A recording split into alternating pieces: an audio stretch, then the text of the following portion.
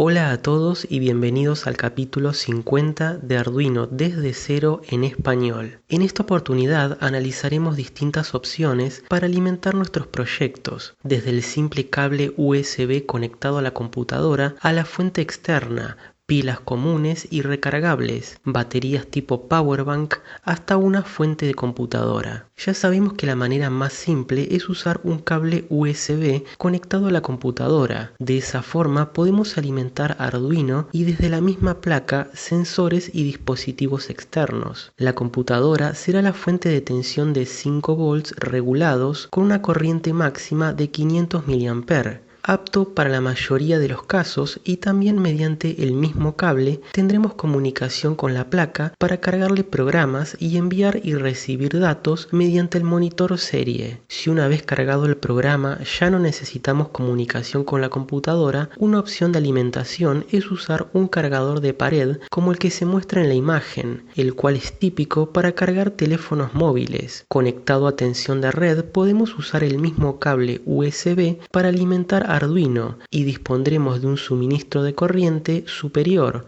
dependiendo del modelo de cargador. De manera que ya sea mediante la computadora o un cargador de pared, estaremos ingresando tensión a través del conector USB. A este conector podremos llegar únicamente con 5 volts y de forma regulada, es decir que la tensión debe ser precisa con muy poca variación. El modelo 1 de Arduino y también el Mega disponen de un conector del tipo jack para la alimentación externa no regulada. Esto significa que podremos aplicarle un amplio rango de tensiones sin necesidad de una gran precisión. El rango de valores es de 6 a 12 volts, que generalmente es provisto por este tipo de fuente de pared. En caso de los modelos más pequeños como ser Nano o Pro Mini, podremos ingresar con tensión no regulada mediante los pines Bin o RO. Para eso podrás ver los capítulos 32 para la Pro Mini y el 44 para la Nano. Es importante verificar que el plug de alimentación de la fuente tenga un diámetro exterior de 5,5 milímetros e interior de 2,1,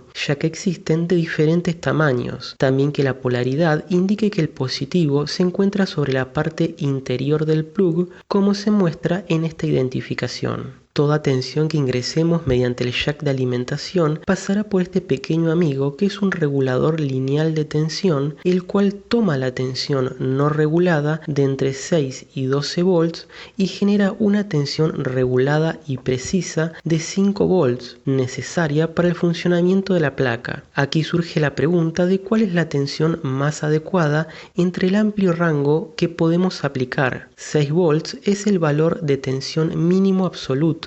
Resulta que el regulador lineal genera una caída interna de aproximadamente 1 volt para su propio funcionamiento. Entonces, si al regulador le ingresamos 6 volts y le restamos 1 volt que cae sobre sí mismo, tenemos justo los 5. En la realidad no se puede asegurar que en el regulador caigan solo 1 volt, ya que depende de muchos otros factores, como ser la temperatura. Lo ideal es brindarle a su entrada una tensión ligeramente superior de entre 7 y 7,5, que aquí se identifica como la condición ideal.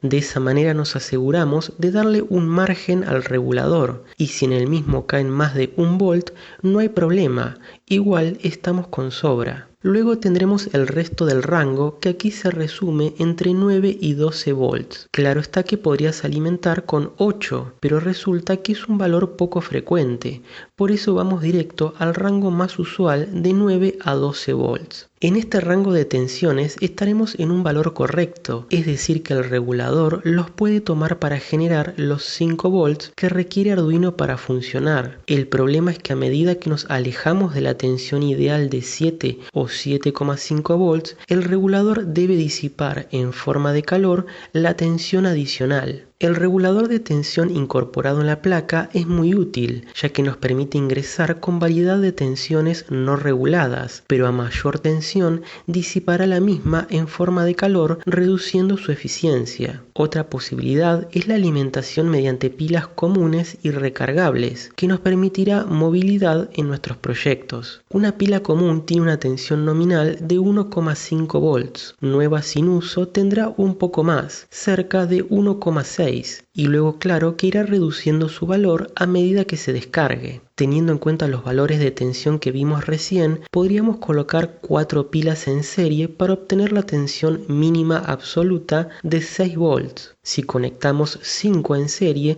obtendremos 7,5, la tensión ideal. Existen portapilas de 5 pilas, aunque no sean los más usuales, y es lo ideal para trabajar con Arduino. Si usáramos pilas recargables, las mismas tienen una tensión nominal de 1,2 volts. Eso significa que si colocamos 4 en serie, la tensión total sería de 4,8, lo cual es insuficiente. Si conectamos 5 en serie, la tensión será de 6, y si colocamos 6 de estas pilas recargables en serie, obtendremos 7,2. En definitiva, la idea es que quede claro que no es lo mismo trabajar con pilas comunes que con recargables. Con pilas comunes, lo ideal será tener 5 en serie, mientras que con recargables necesitamos una pila adicional para un total de 6 y de esa manera trabajamos en el rango ideal. Aquí se muestra un portapilas de 6 pilas, que nos sirve tanto para pilas comunes como para recargables y es una buena opción. Algunos modelos ya vienen con un cable y un plug de alimentación para conexión directa a la placa. No podemos olvidar la venerable batería de 9 volts, la cual nos brinda una tensión adecuada y además es compacta y liviana. La gran desventaja que tendremos es que brinda un suministro de corriente bajo, de unos 600 mA promedio, y en relación el precio es elevado. Si nuestro proyecto requiere movilidad y la alimentación no es permanente, por ejemplo para encender un dispositivo, hacer una medición y luego apagarlo, sería una buena opción. Pero para proyectos donde la alimentación debe ser por largos periodos, estaremos cambiando la batería muy seguido. Tiene que existir una mejor alternativa a las pilas comunes, recargables y de 9 volts. Y claro que la hay. En la actualidad, estas baterías denominadas del tipo Powerbank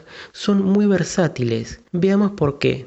Existen muchos modelos en el mercado de distinto tamaño y capacidad. Este mostrado es bastante pequeño y tiene en su interior una batería recargable de iones de litio, cuya nomenclatura es Li-ion. Tendremos 2 puertos accesibles, uno para la carga de la batería de litio que suele ser micro USB y un segundo puerto tradicional donde conectaremos el mismo cable que venimos usando desde siempre y así alimentamos Arduino. Si le echamos un vistazo por dentro, la mayor parte estará ocupado por la batería de litio que aquí se muestra en todo su esplendor. La tensión nominal de la misma es de 3,7 volts. Se incorpora un circuito de control que realiza 2 tareas vitales. La primera es la de cargar la batería y la segunda la de generar 5 volts regulados a modo de salida. Al conjunto del circuito de control y la batería de litio es lo que se denomina de forma usual Powerbank. De hecho, es posible armar uno adquiriendo por separado el circuito de control y la batería de litio. Mediante el conector micro USB le ingresaremos 5 volts desde una computadora o fuente de pared. Esos 5 volts alimentan el circuito de control que incorpora un circuito integrado diseñado específicamente para la función de carga de la batería y conversión de continua a continua, o lo que es lo mismo, conversión DC-DC. Como verás, la batería tiene una tensión nominal de 3,7 volts y se la suele cargar con una tensión de unos 4,1 volts. El circuito integrado se encargará de administrar por nosotros la carga, regulando la tensión hacia la batería y la corriente para mantenerla cargada de forma óptima y en el menor tiempo posible. En el proceso inverso, cuando queremos usar el Powerbank para alimentar nuestra placa o proyecto, la batería genera la tensión que nuevamente el circuito integrado se encarga de elevar a 5 volts. A este proceso de elevar la tensión se le denomina Step Up o Boost. Nuevamente es un proceso del cual nos despreocupamos. En el puerto USB tradicional tendremos en todo momento 5 volts regulados, que como vimos al principio es esencial para alimentar a Arduino mediante el puerto USB. El circuito de control también dispone de unos LEDs que indican cuando la batería requiere cargarse y también mientras se está cargando con distintos colores. De manera que tenemos un método moderno para alimentar tanto Arduino como nuestro proyecto. De hecho, lo usé en el capítulo 46 del lado emisor del enlace de radiofrecuencia conectado a una Pro Mini. Pero ¿qué sucede cuando necesitamos tensiones mayores a 5 volts para circuitos de alto consumo de corriente? Una opción interesante es la fuente de computadora o fuente de PC tipo ATX. La idea es que puedas reutilizar alguna que tengas de una computadora vieja, aunque comprar una nueva tampoco tiene un costo muy elevado y como verás en breve es capaz de suministrar mucha corriente. En este punto es importante advertir que la fuente la estaremos conectando a tensión de red y no es recomendable abrirla, ya que existen circuitos de alta tensión y capacitores que pueden mantener una elevada carga incluso muchas horas después de desconectada. Si hace tiempo que está arrumbada en algún rincón, podrás hacer una limpieza externa, sobre todo en la sección del ventilador, y en breve veremos el proceso para encenderla y verificar que estén presentes las distintas tensiones. Hablando de tensiones, tendremos una variedad que nos será de mucha utilidad para diversos proyectos. Cada color de cable indica una tensión diferente. Aquí vemos que los cables de color naranja tienen una tensión de 3,3 volts, los cables de color rojo 5 volts, los de color amarillo 12 y el cable negro será la referencia de masa o GND. El último cable de color violeta suministra también 5 volts pero en modo standby o espera. Es decir que ni bien conectamos la fuente a suministro de red, solo estará presente la tensión de espera. No estarán disponibles ni los 5 volts en los cables de color rojo, ni los 3,3 ni los 12. Para encender la fuente propiamente dicha, tendremos que identificar el conector más grande de 20 o 24 pines, que es el que se conecta a la placa madre de la computadora. El cable que nos interesa es el de color verde, que se lo denomina PS-ON, Power Supply On, y nos permite encender la fuente y tener las tensiones en todos los rieles con toda la potencia disponible. La forma de encenderla es muy simple, solo debemos puentear con un trozo de cable unipolar el cable verde PS-ON a GND, cualquiera de los cables negros. Justo a la derecha y a la izquierda del cable verde tenemos cables negros de GND, así que simplemente colocamos el puente de manera de tener conectados PS-ON a GND. Verás que ni bien hagas el proceso, el ventilador de la fuente comienza a funcionar. El cable del puente debe mantenerse presente todo el tiempo que deseamos tener la fuente encendida. Si lo quitamos, se apaga, o mejor dicho, pasa a modo de espera standby, y solo el cable violeta brindará 5 volts. Por último, nos resta ver la corriente que nos brinda en cada riel de tensión. La información generalmente se encuentra en una etiqueta en alguno de los lados del gabinete. Esta fuente en particular es de 600 watts y la tuya puede ser de mayor o menor potencia, pero en cualquier caso la corriente será considerable. Veamos en esta primera columna, nos indica que del riel de 3,3 volts podremos drenar hasta 16 amperes de corriente. En la siguiente columna, la corriente del riel de 5 volts, 22 amperes. No es poca cosa, ¿verdad? Aquí para el riel de 12 volts está separado en dos columnas, 12V1 y 12V2. Y tiene que ver con las versiones que existen de fuentes ATX. No es un parámetro que nos interese por ahora. En definitiva, el riel de 12 volts nos brindará una corriente de hasta 38 amperes, 20 más 18. Tendremos también un riel de 12 volts negativos con una poca corriente de medio ampere que nosotros no usaremos. Y como verás, la computadora tampoco prácticamente lo hace por la poca corriente que suministra. Y finalmente los 5 volts de standby con 2 amperes. Así que sin siquiera encender la fuente, con solo conectarla a suministro de red, podríamos obtener hasta 2 amperes sobre los 5 volts del cable violeta. Debajo de la etiqueta está el recordatorio de los colores que corresponden a cada riel. Cabe destacar que todos los cables de un mismo color salen en paralelo desde la fuente, es decir que podrás unir, por ejemplo, múltiples cables de color rojo para obtener 5 volts. Un cable individual no puede suministrar la totalidad de la corriente del riel. Por eso existen múltiples de ellos. Si quisieras alimentar un circuito externo con 12 volts y por ejemplo 10 amperes de consumo,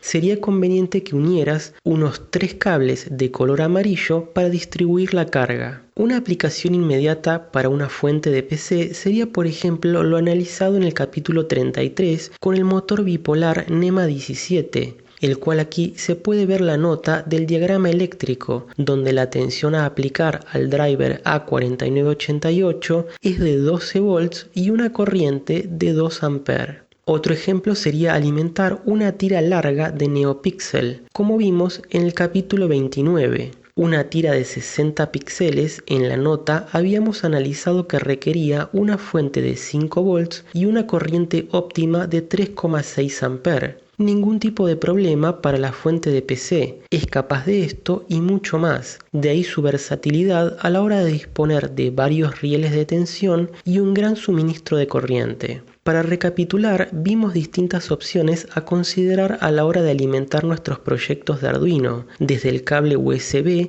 hasta pilas comunes, recargables, la batería tipo Powerbank y finalmente la fuente de PC. En un futuro capítulo veremos en detalle la conversión DC-DC para reducir o incrementar tensión, como así también las baterías de litio. Eso es todo por este capítulo. Como siempre, te pido te suscribas si aún no lo has hecho, darle un me gusta si te pareció interesante y por cualquier duda, comentario o sugerencia, lo podrás hacer debajo que con gusto te responderé. Chao y hasta la próxima.